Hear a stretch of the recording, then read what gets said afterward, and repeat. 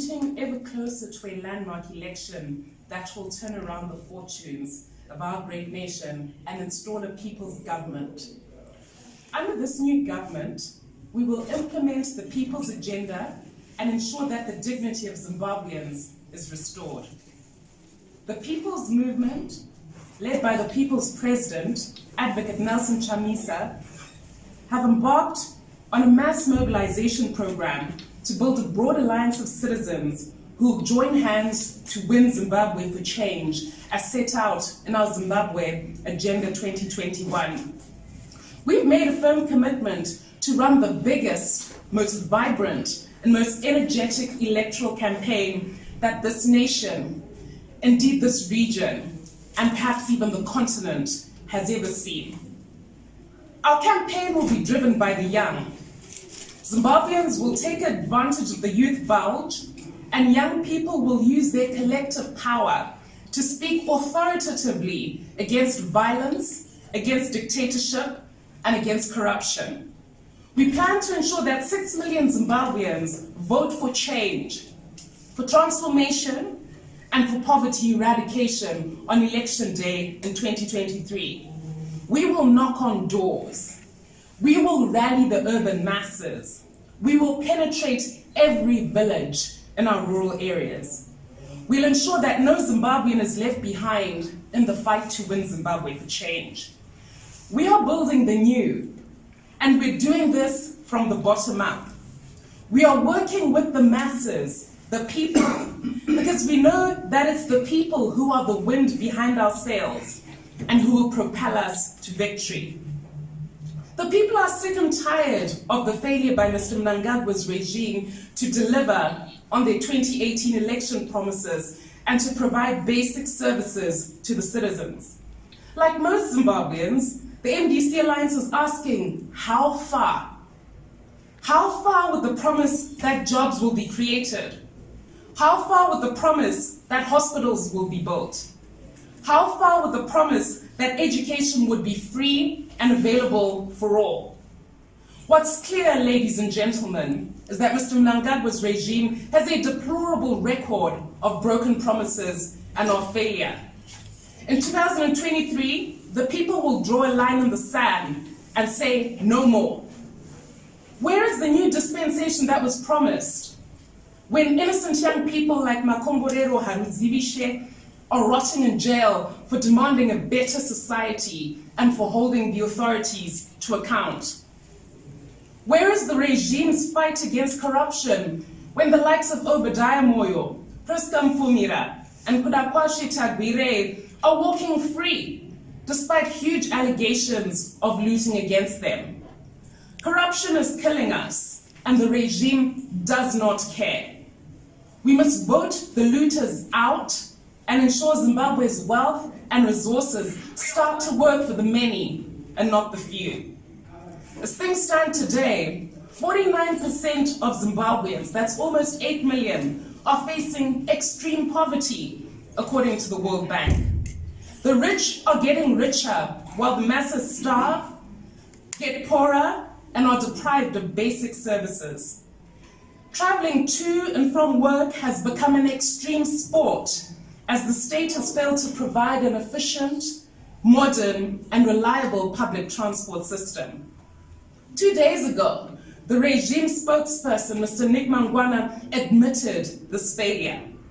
Now, what the people would have expected was a prompt solution to the crisis that addresses the challenges that people are facing. Instead, what the people were given were rickety wagons that are inadequate to meet demand and not befitting for our citizens who deserve dignity. Our Alternative Transport Secretary, Honorable Settlement Chikwinya, is on record denouncing this inhumane treatment of the people and setting out our alternative transport policy that will bring a modern, efficient, reliable transport system to Zimbabwe.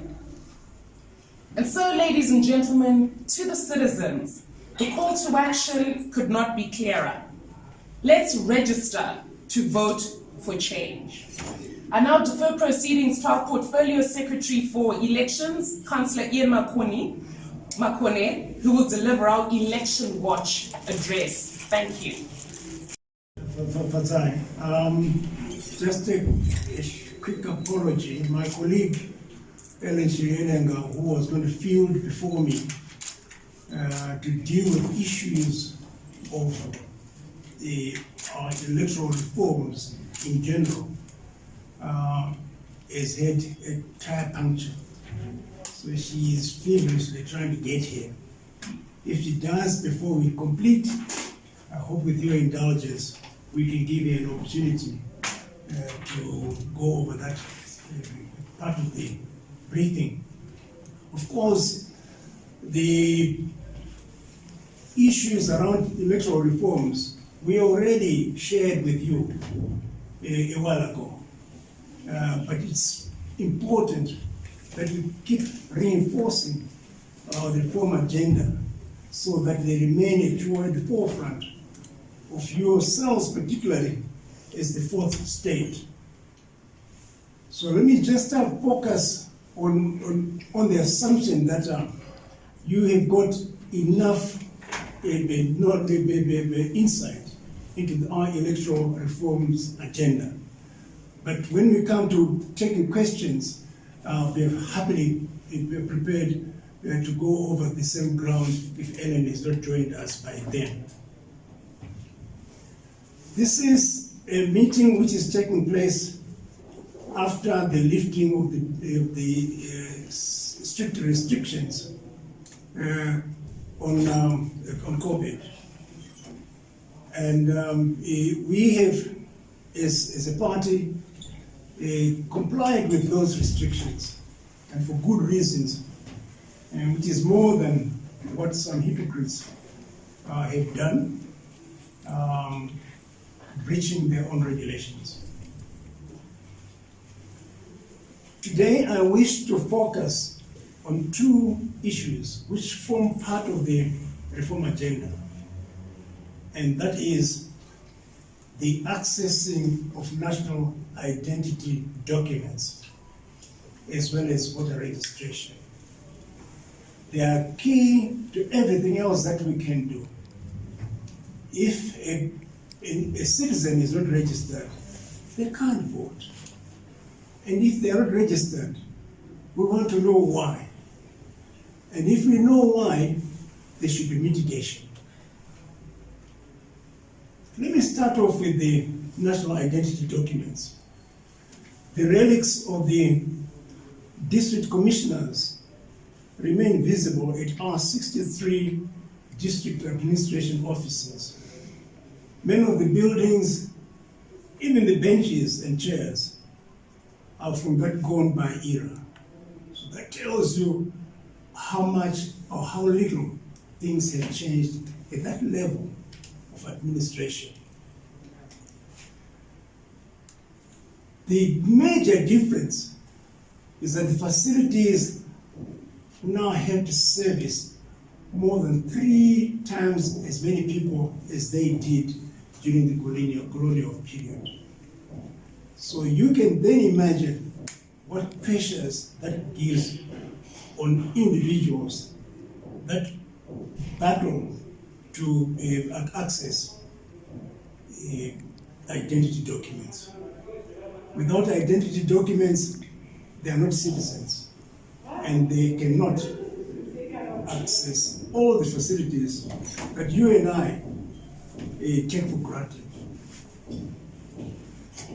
So where do the security guards and some of the clerks that process these identity documents get the courage to extort? Oh, there she goes. Come through. They get the courage to extort money from a very impoverished public. You might ask. The authority must reside somewhere. The mount practice would not be so commonplace, and yet the Registrar General does nothing about it. You and I know it, but we all allow it to continue? So we've got to ask ourselves the questions. Why does the Registrar General allow it to continue? Why do we allow it to continue? Because if we don't take a position on such malpractice, then we really are shooting ourselves in the foot. So what is the solution? Documentation of citizens should be decentralized. And decentralized to what level? That will make it easier for Zimbabweans to access this constitutionally enshrined facility. It is there in the Constitution. It is not a favor from the Registrar General, and yet, particularly young people, they are made to suffer. If we're talking about decentralization, you might ask, say, look, but what proof do we have? In our assessment, something in the region of 30% of the national population today has no ID. And it means, therefore, these people cannot actually access voter registration at all, and therefore will never be voters. They are not citizens. In fact, they don't exist in this country. Assuming the Registrar General was to institute the solution that we propose, namely that the service is decentralized to the administrative wards, then at the stroke of a pen, you got an additional 1,958 registered or centers where people can access IDs. But more than that, we propose that the Registrar General must be held to account, which means that periodically, and we're only asking for a monthly update of just how many people have accessed ID documents. After all, the Ministry of Health, because we're faced with this COVID pandemic, has kept the population well informed in terms of how many cases, whatever one might think about their penetration, but we get to know how many cases have been detected. We get to know how many people have died attributed to COVID. And we get to know how many people have been vaccinated, etc., etc. And this is information that is coming out daily. So the Registrar General cannot tell us that they cannot give us a statistic at the end of each month. I haven't even asked for it at the end of each week, but we could. At the end of each month, how many people have been issued with ID documents, which are a constitutional entitlement. The next issue, and I'm going to speak very briefly today, has to deal with voter registration. It is a core competence in the election cycle that needs to be addressed. We estimate that out of a possible population of 13 million Zimbabweans, a good 27% of them are not registered. And these are mainly young people. Of that 27%, our calculation is that persons that were between the ages of 13 and 17 in 2018 will amount to 2 million people. Now, 2 million persons against the minuscule number of persons registered today is a shame. So by 2023, at the current pace, no more than 100,000 or these young people will have been registered. And what a sham election we could have. And we're making the point that the legitimacy of our election depends on the ability of ZEC to ensure that the constitutional provision on the registration of Zimbabweans as voters is complied with.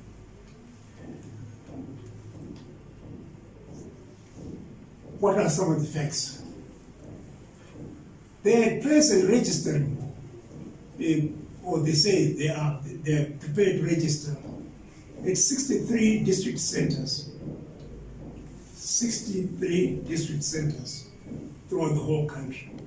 Now, when you go to the rural areas, some wards for some districts are more than 100 kilometers across or long. The expectation, therefore, is that that unemployed youth must borrow money or beg or steal money from money, board a bus or combi, go and register. What do they find when they get there? They are told they're working to a quota system. And if you are one of the first trains, you get registered. Otherwise, you wait until tomorrow. Must he go back home, then come back the next day, or the next day? They won't. So when they say that the existing facilities are underutilized, it's a clear admission that there is no system which is responsive to the reality on the ground. And these are the issues that we're highlighting.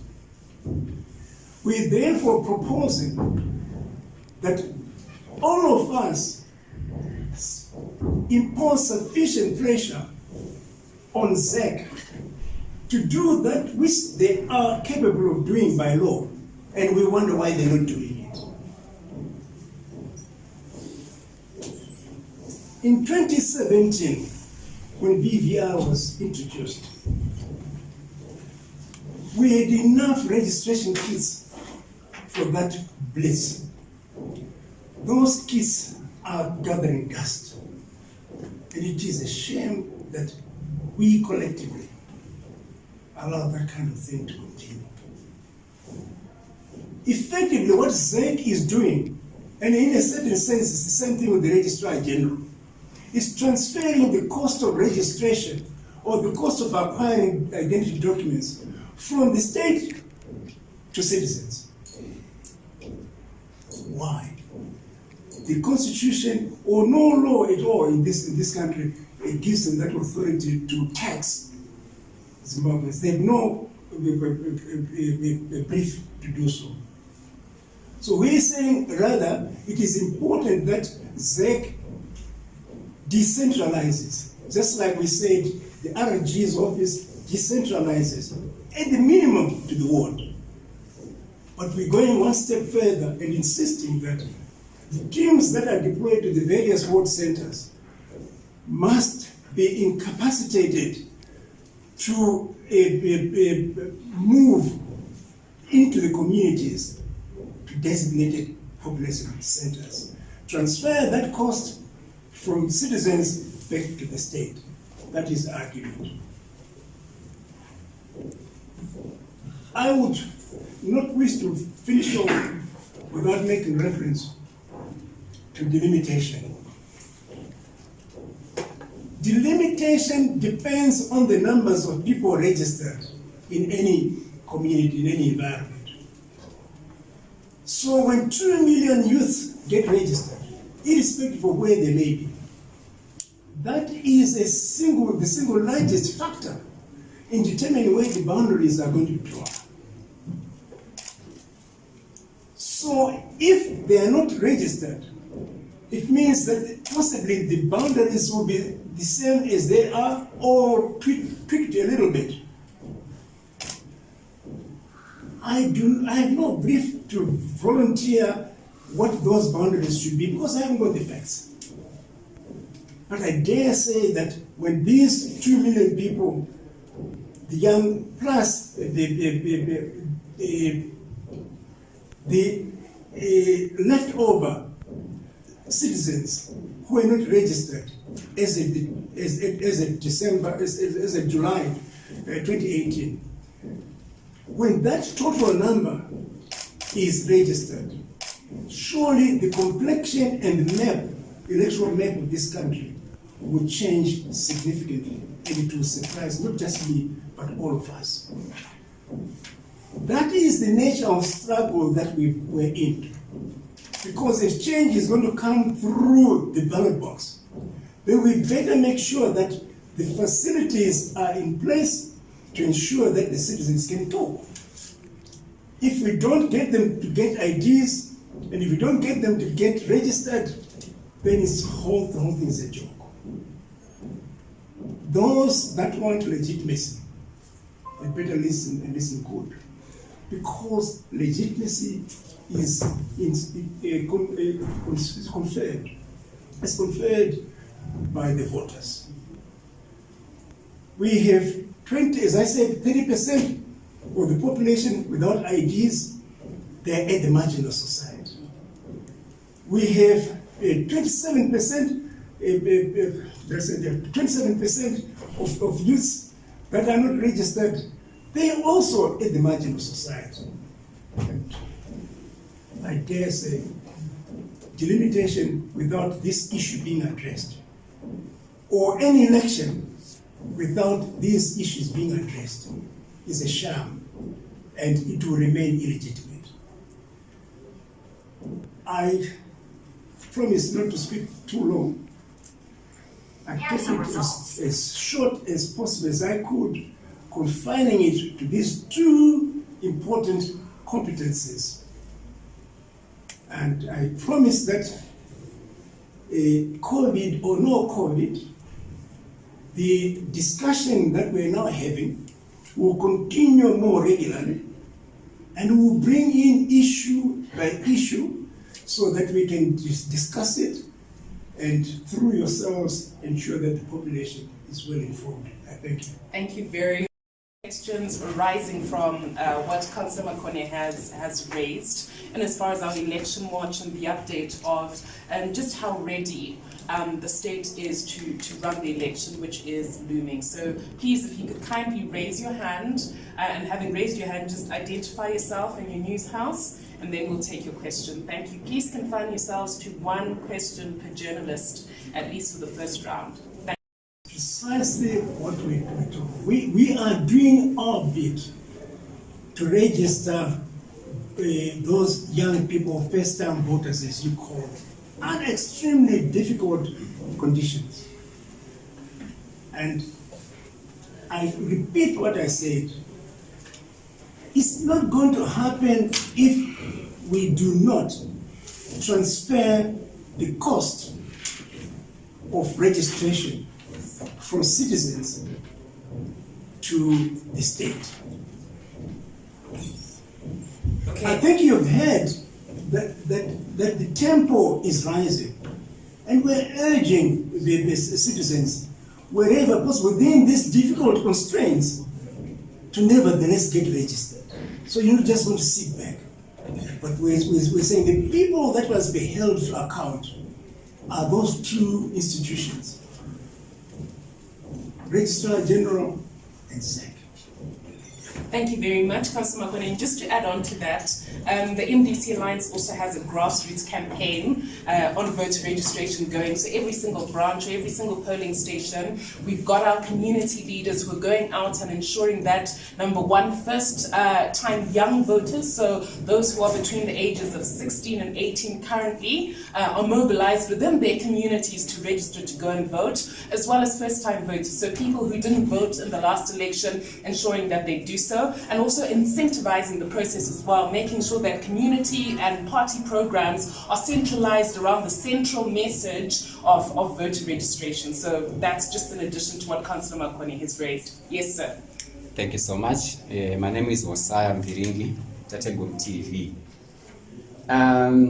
My question comes in, maybe could I say 3 parts? But we're going to just give you one so that we give everyone else a chance. Well, I know he's going to summarize it in his response. Sure. Yes.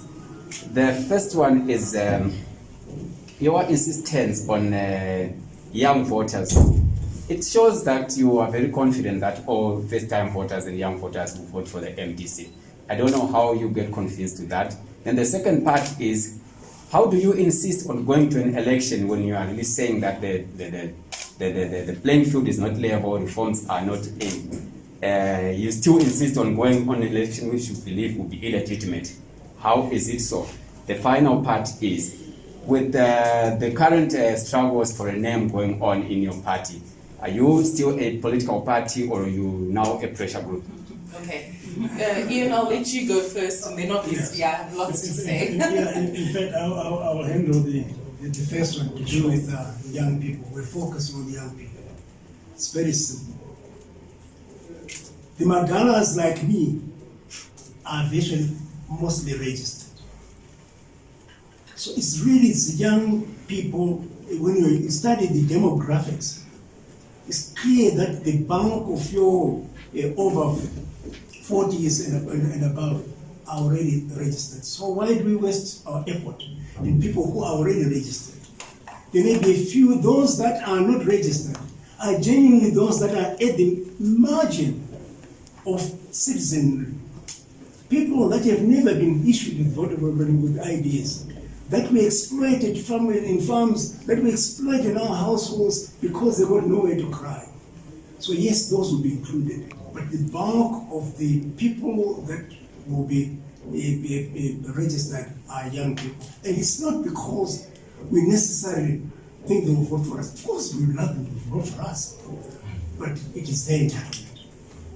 Thank you. And just to add on to what Councillor Makone is saying, is the MDC Alliance, it's not as though we are going to do a voter registration campaign and then sit on our laurels. I indicated in my opening address that we're going to launch a massive political campaign for 2023 that's going to center on the daily struggles that Zimbabweans face. So for young people, it's going to be the unemployment crisis, the education crisis, the public health crisis, the transport crisis, the failure by Mr. Mnangagwa's regime to deliver on its promises of 2018, to uphold constitutional freedoms, and to deliver a Zimbabwe that young people can be proud of. Young people are not stupid. Young people know that the country is not working for them. The country is working for looters. As things stand, almost every young person is trying their best to leave the country to get a passport because there are no opportunities here. And our clear message for the young is register to vote.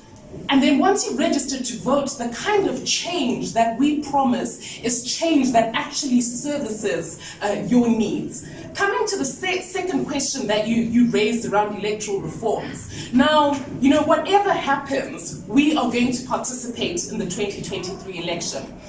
We've indicated aspects that need, to be fixed. For example, we need to demilitarize ZEC and its secretariat. We've indicated that the media space must be opened up. We've indicated that the constitutional imperatives around ensuring that the vote is verifiable, is credible, is free, and is fair, and that the electoral landscape is one that delivers on what Mr. Makone describes as a legitimate election. That said, we have a plan in place to ensure that we overcome rigging, and the central aspect of that is to ensure that we overwhelm the system by registering to vote in our millions. Our target is 6 million votes in the next election, and we know that whatever they try and do, with that number of votes, we will certainly be victorious. And we've seen examples of where this has worked throughout the region. We've got the most recent example of Zambia, we've got the example of Malawi, and that is exactly the strategy that we're going to employ. We're going to go to the people, and the people are going to deliver on the victory.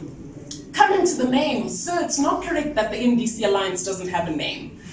The MDC Alliance has a name, and it's the MDC Alliance. That is the party that participated in the 2018 election under the presidential leadership of Nelson Chamisa, and it won the votes that it did. That there are shenanigans and machinations by the regime to try and steal that name is a separate issue, but it doesn't detract from the fact that we have a name, and that name is the MDC Alliance. We've all obviously said that, we are building the new. And we certainly are building new, but from a factual perspective, the name is there. I've said time and again that the people know their leaders, the people know their structures. We are very strong on the ground. We continue to hold meetings amongst the people and the communities, and the people are very clear. They know who their leader is, and you'll recall with what transpired with the MDC Alliance is that the name, after the formation had been built by President Morgan Tsvangirai, as it then was, the very last thing was to say, okay, so what should we call this formation? But the people were already clear that whatever little outfit that Madam Kupe at the time was running was not the legitimate People's Party. We say and we emphasize that whether the name changes or doesn't, people know who the People's Party is. And to call us a pressure group is to be completely divorced from the facts. We are a political party, and what we've emphasized is that we're going to take leadership in building a broad alliance of citizens to fight to win Zimbabwe for change. I hope that takes care of the name question once and for all. Thank you. John Cassim, Channel Africa, SABC. My question is on how you're expressing your displeasure on what is happening at ZEC and the rest in general. You were also saying just now that the youths are not stupid. Equally, I think ZANU-PF is also not stupid. I don't think just by merely saying from 2000 up to now that they need to register certain people, the people who are alienated, especially those from Malawi, Zambia, Mozambique, and so forth, they need to be registered and so forth. They've deliberately not done that. Do you think they're going to do it now that you've said that? We are going to keep thumping the tables. That's for sure. Because if they don't do it, don't forget that they need legitimacy. If they don't do that, they remain illegitimate. And see where we are. To myself, but what he didn't budget for is the